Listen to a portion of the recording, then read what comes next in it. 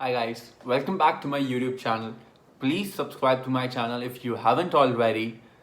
In this video, we'll be discussing about the tips and tricks one can use to boost up their score in the reading section of the IELTS academic test. Now, there are few points I have noted down because most of the students don't face much difficulty in the reading section, but there are just few points that you should focus on that might help you improve your score. So, the first point is always attempt the questions that require you to answer the paragraph headings at the end of attempting the complete passage. So, in this way, you'll always get to know what the particular paragraph is talking about, and you can easily identify which heading is the most relatable or most appropriate one. And this would actually save you a lot of time. Second, that I see that most of the students face difficulty is with the not given questions. It may be true, false, not given, yes, no, not given. So, in this, like I've always suggested, focus on the facts. If it's not a fact, mark it as false, not given. Focus on the fact. If it's not a fact, if it's suggested in the paragraph that if you do so, your result would be, let's say, A. And in the question, in true, false, not given, if it's stated as by doing this, which is mentioned in the paragraph, you get the result as A.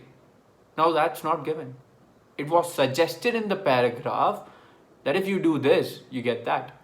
But over here, it's different. So it's not given. So you need to focus on the facts more on the statements. If it's a fact, you've got your answer right.